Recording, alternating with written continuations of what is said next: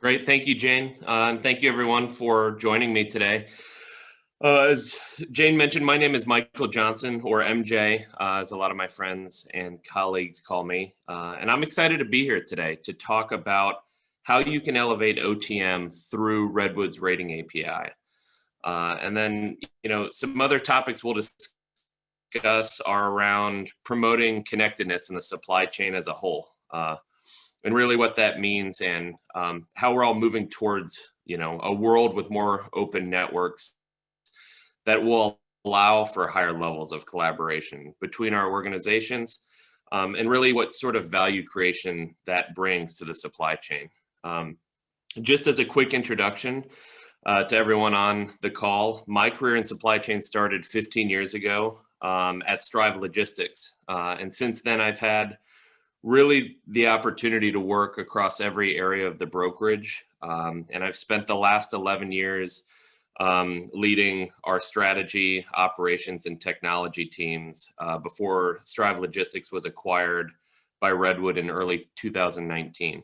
And so at Redwood, in my current role as the EVP of strategy, I spend most of my time interfacing between our business, our operations, our strategy, and our engineering teams, working through how we can advance our strategic and technology initiatives. And really my strong focus is on how we can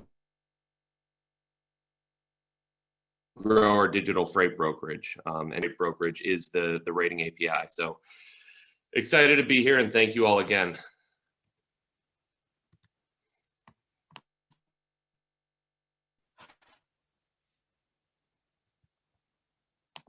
There we go.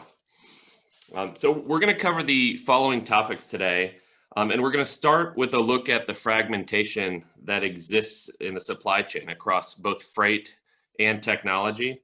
And then we're going to take a look at some of the lessons we've learned over the past year and a half, and specifically some takeaways from 2020 and how really last year has accelerated what we believe is the need and demand for a more connected supply chain and more connected technology solutions.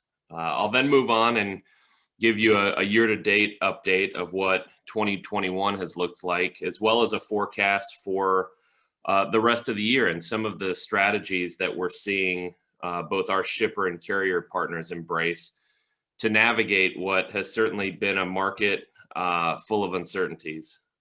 And then finally, we'll talk about what's required to solve some of the freight technology disconnect. What are some of the new digital freight tech offerings out there? And specifically, around the rating API, what are some great use cases that OTM shippers and users can embrace to elevate their operations today? Before I dive in, I came across this stat a few months ago, and I've been socializing it with my friends and my colleagues. It was from a recent Gartner study, and it said that according to a recent poll, 68% of companies in the supply chain space are making digital supply chain planning their highest priority for digital investment. And so I think that helps validate the conversation we're having today. And I think as we look around us, we're seeing cloud-based solutions, APIs, data science, automation, analytics, and so many other technologies starting to mature into our space. So it's exciting to think about what the next phase of transformation looks like for our industries, and really what I think will be an abundance of opportunities that they'll unlock for all of us. Over the past year, trends in remote work and how technology has enabled us, in my belief, will only accelerate how we share ideas and collaborate and then operationalize them. So certainly an exciting time to be in the space. When we talk about freight and technology fragmentation, it's important to take a look at how the industry got here. So if you look at the evolution of logistics over the past 40 years, there's a pretty clear picture of how fragmentation has emerged in the transportation industry, and not just across carriers, but across 3PLs, shippers, and technology. But it really all started with the carrier community after deregulation in 1980. In fact, if you look at the number of motor carriers on the road between 1980 and after deregulation to 1990, over 1 million new carriers entered the market. So that's what really started, the fragmentation on the carrier side. But then again, there was fragmentation that was created after C.H. Robinson acquired American backhaulers in the late 1990s. And I think what that did was it created this new wave of 3PLs that were born, just, really adding fragmentation to the 3PL space. And until that point, and even in the early 2000s, there were only a handful of technology solutions available. If you fast forward to 2010, when some of the new cloud-based technology started to emerge and there were lower development costs, it paved the way for a proliferation of just new lightweight technology solutions meant to solve specific problems for our industry. And really, it hasn't slowed down. Over the past 10 years, there has been an explosion of new technology for our industry. And really, where we are today is it's gotten to the point where all of these new solutions are now starting to become the problem. So the next evolution I see in the cycle, and from where we are now in 2021 and over the next 10 years, is about connecting all of the system disparity that exists, all of the different technology systems, so that we can have end-to-end interoperability across technology providers. It's exciting because the topic we're discussing today is about just that, promoting interoperability between Redwood's Rating API and the entire OTM shipper network, and the solutions and the benefits that provides. And so really, the goal is about harmonizing technology interoperability, connecting systems so there's less disparity, and then looking at ways to leverage our data across systems to unlock value to businesses and to the supply chain. So where are we now? So we kind of just went through, there's more choices. The number of technology solutions and providers is of abundance, and this is going to continue to grow. And as the number of solutions grows, so will the number of disparate systems we're all using. I think compounding that issue is the number of new custom work streams that are being designed within these solutions for businesses to streamline their operations. So pulling together the solution is challenging. And right now, we're at this intersection of fragmentation across the shipper community, the carrier community, and really the technology provider community. And it's a trend that's only going to accelerate in the marketplace. So we need to bridge that gap. We need to work towards unified planning, technology, visibility, and partner collaboration. And in my mind, a move towards open network planning and real-time data sharing and execution models. And so there's a lot of that disparity that exists today. And we'll cover some of the ways we can start to bridge that and promote some connectedness, and what some of the results and solutions have looked like for clients embracing our rating API. Looking across the industry, variability is our new normal. I think, between the complexity of goods, the lack of standardization that exists in the industry, and really the volatility we're seeing right now between supply and demand, these are all issues that are exacerbating problems we need to solve. And variability is really one of the key reasons our industry is hard to disrupt, and it's hard to design a one-size-fits-all solution for all of the network participants. If you look at Uber, it's one of the reasons Uber has had a difficult time disrupting our industry, the same way they disrupted passenger transportation, because the problems are different. And so on that point, variability in supply chain networks is also difficult to disrupt because you can't induce supply the same way you can with passenger transportation. It's a lot different because truck drivers require a CDL. They're also traveling hundreds of miles. And this is a big difference to solving problems at a local or passenger delivery level. The intricacy of our shipping networks and variable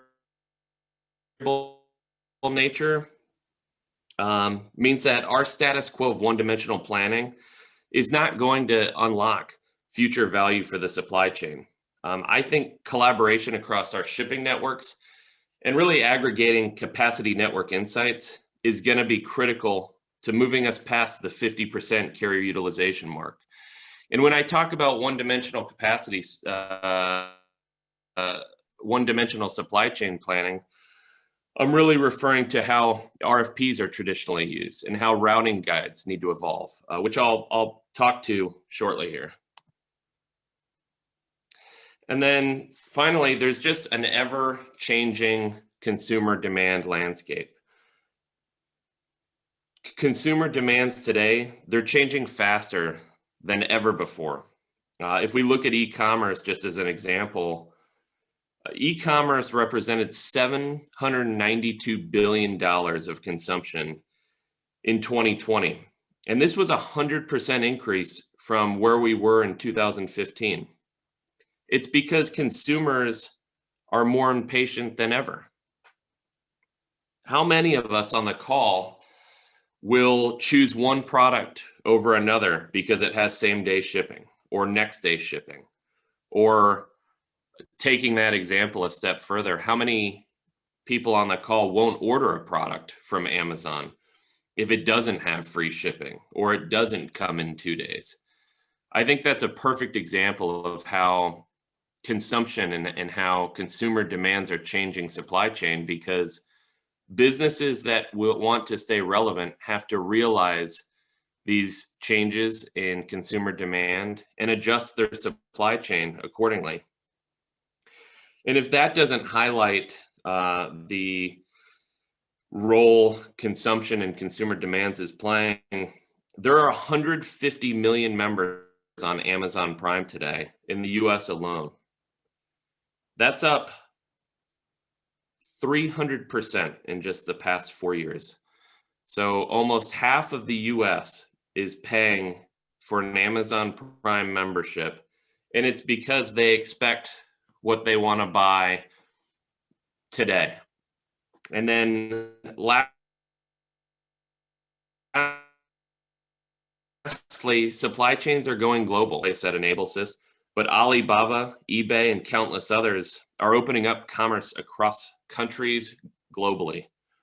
And so now you can go on your phone or on the computer, and with the click of a button, any of us can order products direct from an OEM, from China, from India, and so many other countries across the globe.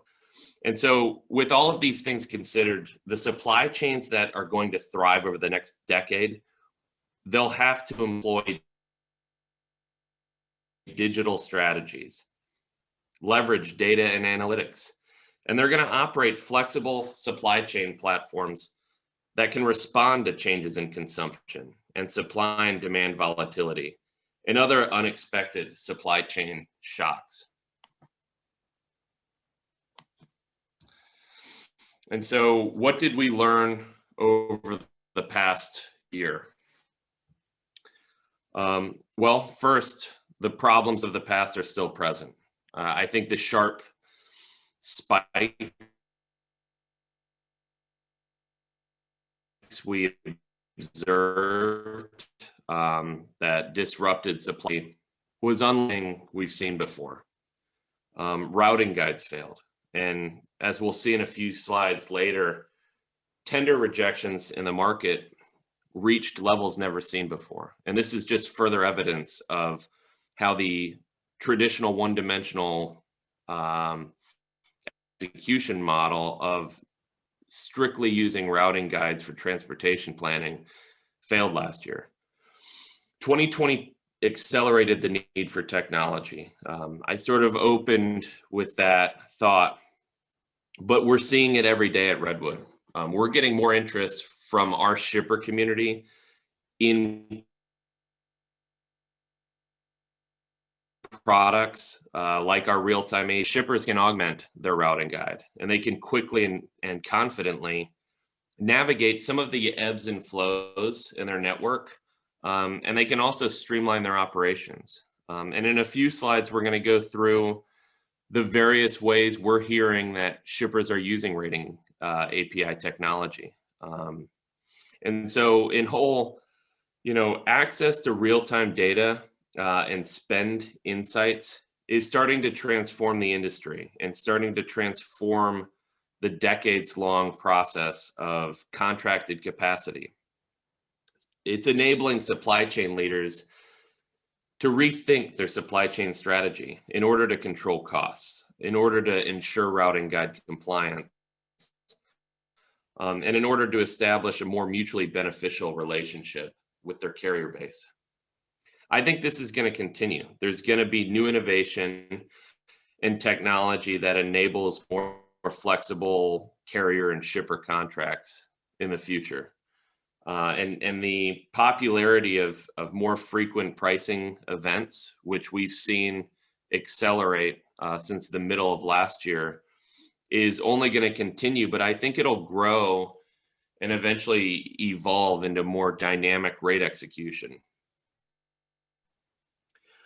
In my belief, contracted rates in the future, they're going to be anchored to market demand events so that they can have dynamic adjustments up or down based on mutually agreed upon market indicators.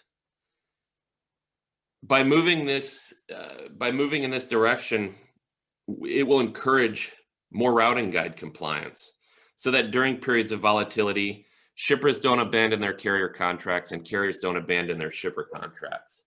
This will strengthen the relationship between shippers, carriers, logistics providers. And so in whole, by pushing the supply chain towards more durable and flexible contracts, it will be a net positive for all parties involved. And ultimately, I believe it'll help move us in the direction of higher and longer term network and fleet utilization, which the industry needs.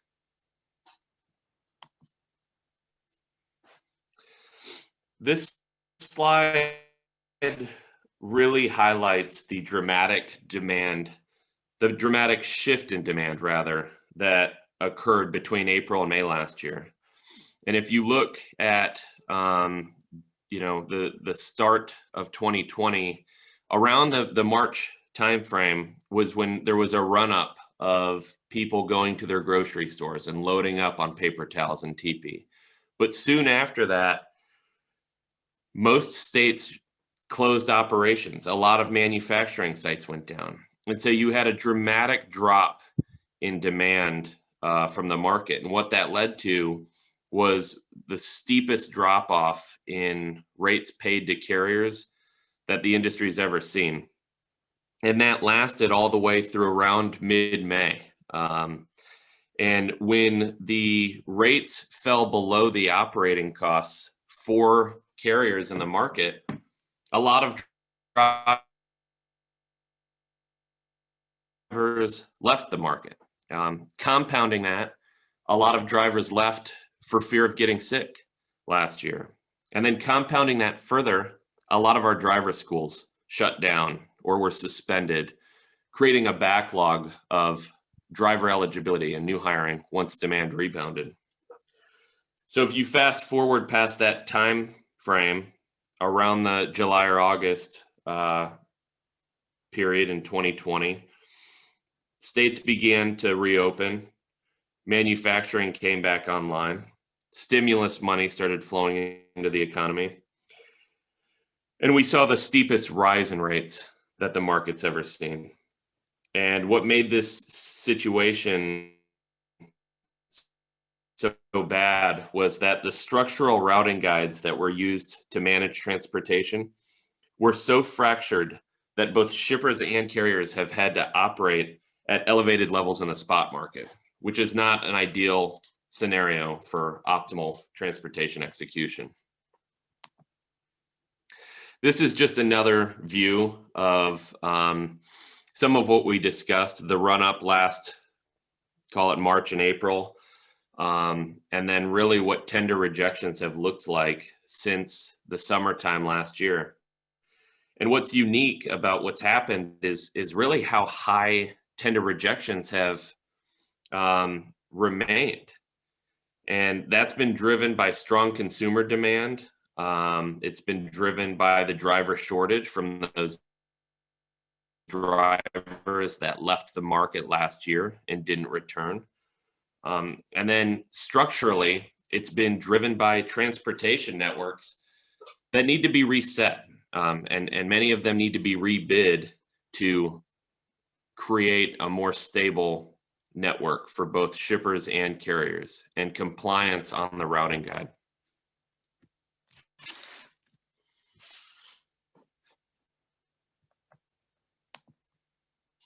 Overall, 2020 showed us that being disconnected is really the Achilles heel for organizations and for supply chain companies. And it's costing us all time and money. And so just like we saw from the last slide, as market volatility and tender rejections have disrupted the transportation planning strategies that shippers have employed. And so the biggest innovation through 2020 to date has been connecting each other. And we've done that through tools like Zoom, like Teams, like WebEx, and many of us were able to operate from home in a remote environment through that connectedness. The next part of the cycle, the next big opportunity is then connecting our systems so that we can elevate how we work together, how we share data, and how we all streamline operations. Just looking ahead to 2021, and really just based on some of the lessons we've shared from 2020, the 5 themes and goals that we're hearing from our shipper and carrier partners that are our focus this year are the following. First and foremost, ROI. So companies want to know what technology strategies are going to deliver the biggest short and long-term ROI for their business and keep their business models competitive. Automation. How are organizations leveraging automation to streamline workflows and optimize their business so that employees can focus on relationships and focus on higher level problem solving? Flexibility. Supply chain execution strategies need to be flexible to both market impacts and for demand planning. Again, last year highlighted what not having a flexible transportation strategy can do for your business. Visibility. And really, when I talk about visibility, I don't mean just capacity visibility or truck visibility, but really this is about data visibility. It's estimated today that 73% of all data goes unused by organizations. So capturing the data is step one, but then doing something with the data is step two. And then finally, people. Organizations that want to stay competitive, attract high-end talent, they're going to empower their employees and they're going to enable them with technology. And so technology is not meant to replace great operators of businesses. It's meant to support them, enable them, and really allow the people to transform the business with technology, not the other way around. And so we can look at some of the transformational investment strategies we're seeing in the market for 2021. And specifically, what are some of these strategies that are being employed by companies to improve their digital fitness in the industry? First, what is the market telling us so far, and what's driving companies towards digitization and digitalization of their business? Well, one, the US economy is well on its way to a V-shaped recovery. And according to JP Morgan, they expect the GDP of the US to be on a path above our pre-crisis trajectory. So not only have we rebounded, but we're advancing on GDP. And you can see that on the bottom right in this chart, from what's happened with truck loadings. And that's only accelerating as consumption, especially for consumer goods, has accelerated. And what happened last year was spending shifted from services and went in products. That is still here today. And again, between now and the back half of 2021, we expect that truck loading forecast to accelerate. And some of the factors driving all of the demand that's expected to hit are the fact that we have historically low inventories. There's also there's been a shift in supply chain models. More shipping models are operating at the regional level to keep up with next day and same day consumer expectations. There's been a trend in urbanization. As remote work has caught on and more employees have found success working from their home, there's been a shift to people moving into the suburbs and more remote areas. And in fact, a poll that Wells Fargo conducted that supports this suggested that 37% of millennials plan to leave their cities within the next year. And then finally, there's the trillions of dollars of government stimulus flowing right back into consumers' pockets and back into the economy. That's providing a big boost for consumption and for the growth that we're seeing. And so here are a few of the strategies that we're seeing our customer and our carrier partners deploy in 2021. First and foremost, all strategies that we hear our shipper and carrier partners discussing are typically all data led. They're all businesses are all eager to use their own data and make better decisions with it and deliver better outcomes with that. And we're seeing more organizations try to elevate their carrier and customer experience through digitization. So how do you invest in technology to strengthen the relationships that you have with customer and carrier and vendor partners? We're seeing tools like digital freight brokerage technology, visibility, and other methods of connecting with each other as huge sources of investment. And finally, driving system connectedness within and across organizations is going to be paramount to the future of successful companies in the supply chain. I'll take a pause and just say, imagine a world where all of us were using systems that had the same interoperability as the Microsoft product suite.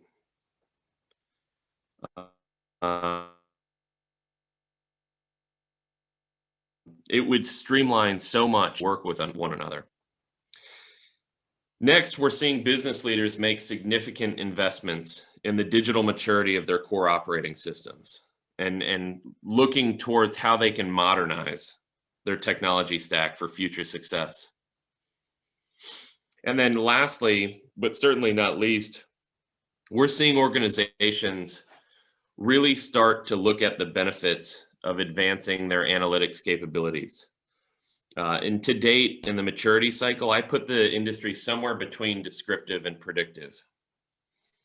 Companies in the supply chain first need to harness their own data. Again, sharing that stat, 73% of data within companies is not being captured. And so first we need to harness that data to unlock value. But really, the exponential value for the supply chain is going to happen when predictive and prescriptive analytics can provide recommendations not just across one business, but across multiple networks, releasing the siloed data vaults that exist in the market today. I believe unlocking that value will provide the most significant network lift or lift rather in network, in operational, in our driver utilization that we've ever seen. A great example and some more validation of how companies are just starting to gain access to their data has been the meteoric rise of Snowflake.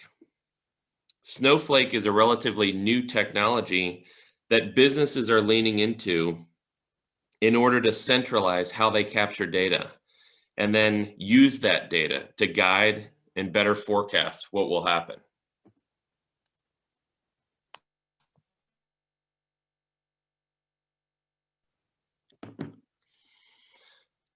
So how do we solve the freight tech disconnect? This is a good representation of what connectivity in the supply chain looks like today. And so solving this challenge in a highly fragmented industry that is producing technology solutions as fragmented as the market itself is tough. And what's missing is this binding agent that can bring all of this system disparity together with technical prowess, with vertical expertise, and with process excellence. Some of the major areas these new solutions are coming into solve are the limited visibility we have and the communication between businesses, solving the static pricing issue and the weaknesses that model has to volatility in the supply chain. And then finally, securing fast capacity and flexible capacity when businesses need it most. So Redwood is actively investing in solving this problem, in creating this binding agent for all members of the supply chain. And we're working on building the ecosystem that all businesses can leverage to unite each other.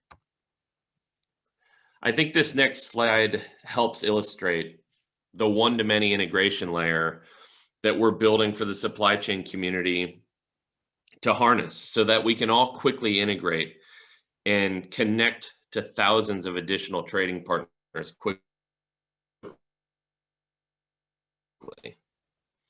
This Redwood Connect integration framework is going to allow tech teams to repurpose their integration work.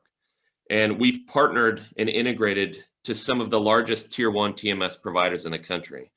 Namely, OTM is a big part of that ecosystem for us. And we're already starting to leverage the power of those integrations and the way we can now connect more systems into big platform providers, into tier 1 providers in the market like OTM. We also want to connect warehouse management systems. We are connecting warehouse management systems. We're connecting order management systems, ERPs, Gartner-rated tracking platforms, and more.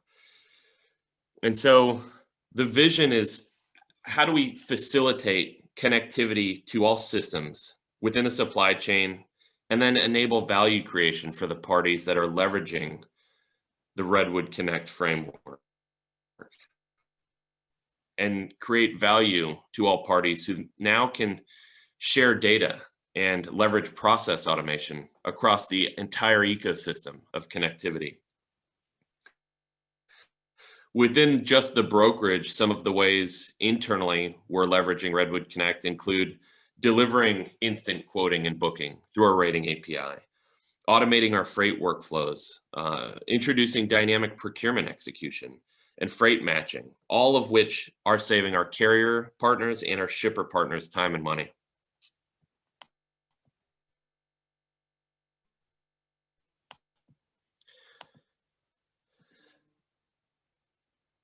So we covered some of what the Redwood approach was, but now we're going to go take the next few slides to go a little deeper. And just a great total addressable market forecast that was put out by FreightWaves. But I think what this does is really highlights where growth is expected to be. If you look at the total freight brokerage market in 2021, we're estimated to be roughly an $89 billion market segment. But the digital freight brokerage portion of that is expected to grow in 2021 from $14 billion to $89 billion in just 7 years.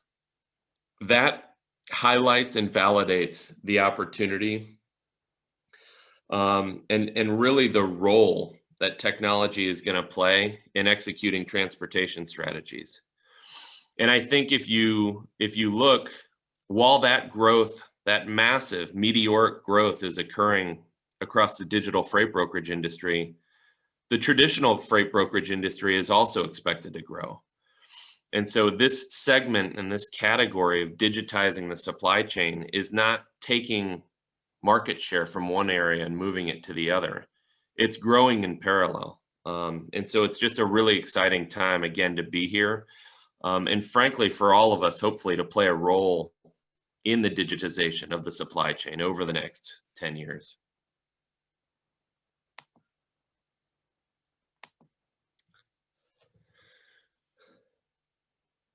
Redwood's approach to building this bridge between logistics and technology is really rested on 3 of our core strengths. First, we're an open market, an open provider to the market. And so our approach is to be open from a connectivity and a technology perspective. Second, our logistics experience positions us uniquely compared to other organizations. Redwood is an expert across the board at all modes, at all services, and really has a strong amount of strength with physical and digital network design.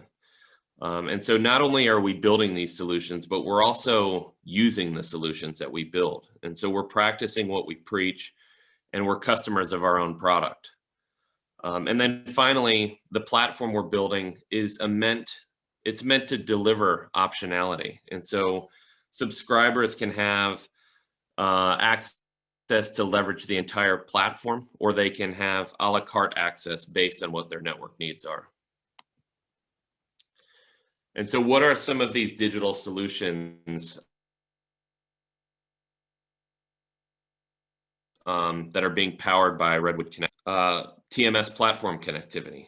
So specific to OTM, this is meant to deliver value upstream through integration time and materials, but also downstream through some of the plug and play connectivity it enables and some of the process automation that can be realized by companies. And so a great example of how this is working on our Connect platform is how we've integrated to OTM to provide shippers on the OTM platform with on-demand rating and with guaranteed capacity. And the best part, and really what sets OTM in a class of its own, is the configuration optionality that shippers and planners have who are using the OTM platform. Our API connectivity, it's delivering value to customers through both tracking and rating visibility. And so being able to provide real-time truckload rates, temperature control rates, flatbed rates, and guaranteed capacity, that used to be a solution only for the LTL industry. Over the next few years, I think what the industry will see is that becomes the status quo. And so clients that are operating mature TMS platforms for planning, such as OTM, they're going to be the first to realize all of the benefits from these new solutions. Dynamic routing and pricing. We're using our matching, our pricing, and our ranking algorithms to operationalize Redwood's private network of capacity that has over 100,000 trucks in it. And so we're trying to better serve our customers through the scale we've built and through our own carrier relationships and the insights we have, instead of commoditizing ourselves as marketplace capacity. And then lastly, capacity as a service is really, it's a newer concept, but Redwood Connect is going to allow us to repurpose and commercialize our entire digital freight brokerage model as a service to shippers. So it's an exciting new area that I'll be eager to share more on very soon.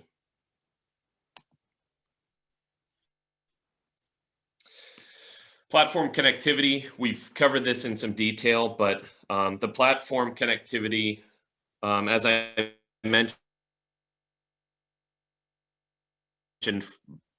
from Redwood the industry and to bring network disparity and technology solutions together. And I think this illustration is a really neat view of how this should look. I think a better view would be if this was three-dimensional, because essentially what we're trying to build and what we have been building for years is a platform that powers a network of networks. And so we want to promote this solution to our carriers, our customers, our partners, and our competitors.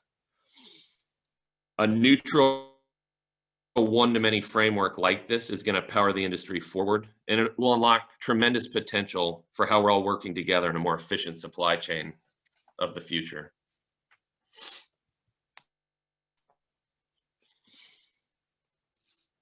And then API connectivity.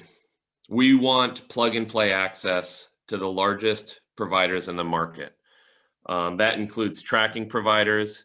We want to offer and deliver plug-and-play connectivity for our rating solution so that we can deliver not just LTL rates, but any mode can be delivered in real time to our partners. And then finally, capacity. Our goal is to continue building a private capacity marketplace that we can offer shippers. And so as a shipper, and when you're selecting a digital freight brokerage, it's so important to understand what the capacity strategy and scale is. I believe that partnering with digital freight brokerages that can offer unique capacity and have built their own relationships and liquidity of capacity is a much more competitive solution than subscribing to digital freight brokerages that operate their digital freight brokerage across public marketplaces of capacity or load boards. That is not a competitive advantage today.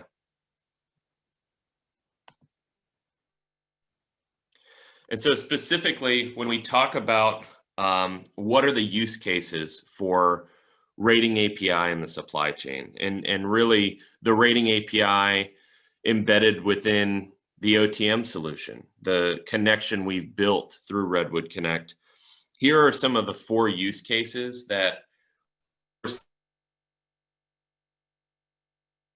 seeing a lot of our shippers operate. First, our clients are using the rating API to quickly and easily compare rates. So there's no easier solution in the market than getting a real-time rate during the period of transportation planning. In addition, a lot of our shippers are using the rating API for flexible capacity.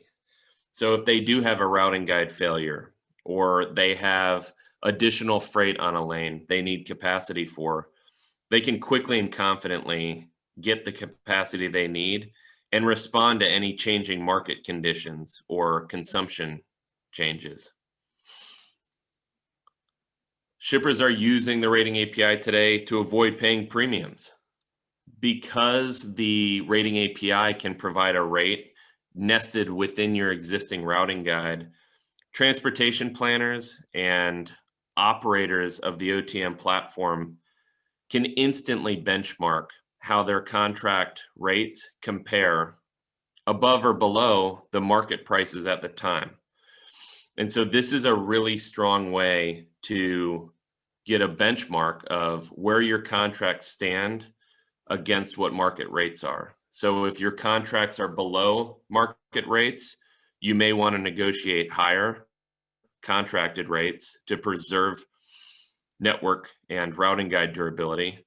And vice versa, if our instant rating API is providing below market rates that are much farther below your contracted lanes, you may want to use that as insider leverage to renegotiate a lower contracted rate on that lane.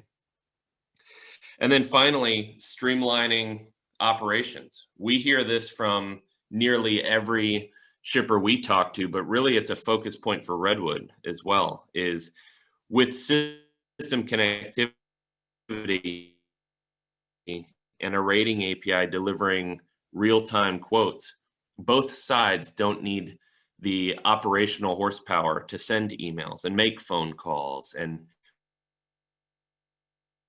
potentially have a truck through different channels.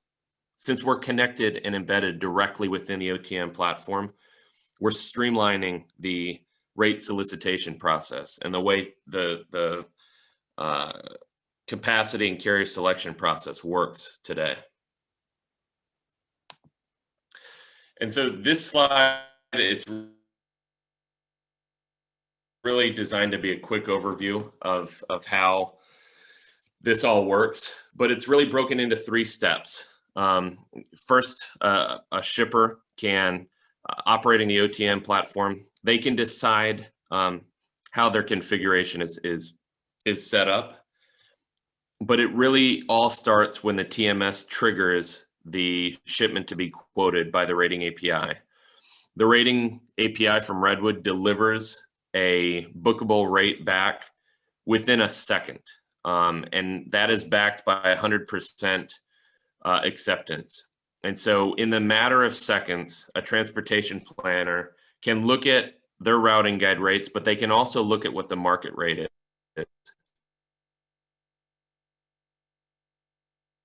A bookable market rate that they can use. And as I mentioned earlier, what makes OTM unique and flexible for shippers is that there's multiple configuration options that a shipper can choose based on their supply strategy. One option is failed to plan. So when orders fail to plan, that can initiate the request for rating a rate back from the rating API. There's also the waterfall tender configuration option, so that your routing guide can always trigger a quote and a rate back during any tender event and during any routing decision. And another avenue is when there's no resources. So if your shipment reaches no resources or max retenders, we can configure the workflow to enable the rating API to get a rate from Redwood. So there's quite a bit of flexibility when deploying this solution, and specifically in the OTM platform. Just another view of how it looks and what the screens look like within OTM. But as you can see, the real-time rate provided, it falls directly into the routing options. And that's, again, because we can return this rate inside 1 second. It happens almost instantly.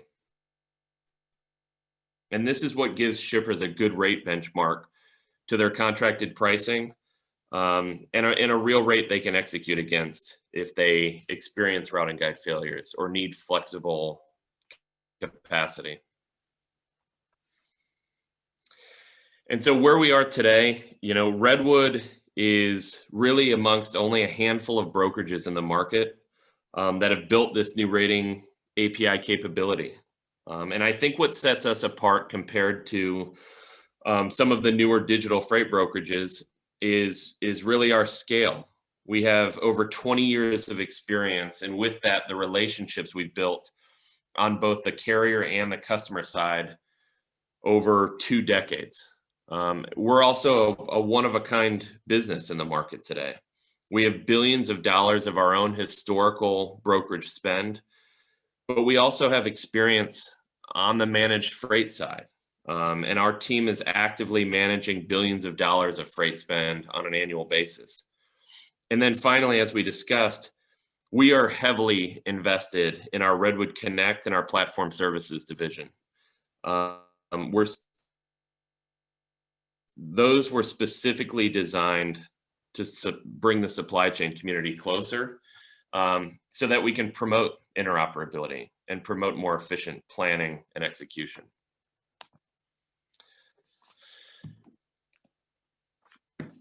And so since we're coming close to time, I'm not going to run through each of these case studies, but at the highest levels, these are real examples of material savings that we have provided to some of our customers that are leveraging the Redwood Connect platform.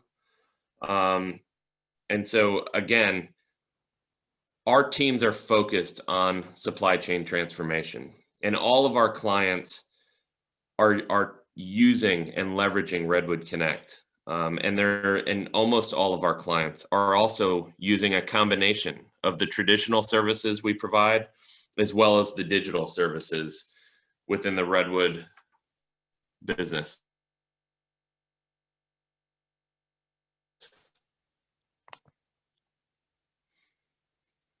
And so just to run through the summary, organizations are frustrated today with some of their transformation investments and the associated ROI.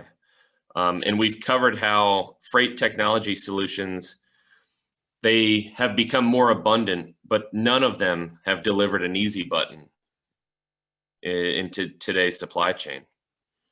In addition to that, a lot of the technology models are becoming more complex, or they're becoming not affordable for the market and too expensive to support on a long-term basis. Connectivity is the problem, but it's also the solution. And it's the solution that Redwood's focused on solving through Redwood Connect and our broader platform as a service solution. And then finally, our open platform approach delivers that optionality, profitability, and control. And so in whole, I think businesses today, they're looking for agility. They want confidence in their strategy, and they want data to support their decisions. They also want end-to-end execution. Supply chains and shippers we are talking to are looking for digital freight technology that is tied together every part of the process, from quote to tender, carrier selection, visibility, all the way through invoicing. All of this should be anchored to relationship-centric operations teams. These teams should focus on working through exception management and helping customers and carriers solve higher-level problems. Digital freight technology today, it's not meant to displace our supply chain experts. It's instead designed to elevate the problems they solve. It's designed to give them more time back so that they can invest in relationships and invest in deeper collaboration with their carrier, shipper, and vendor partners in the space. So we don't have questions scheduled for this webinar, but I encourage any of you to please reach out to me on LinkedIn or through email if you have any questions. I really appreciate everyone joining today. I'm looking forward to more of these conversations as the industry works together and we all start working towards building the supply chain of the future. So thank you again for joining. And again, please reach out to me directly on LinkedIn with any questions or comments, and really appreciate the time. Thank you.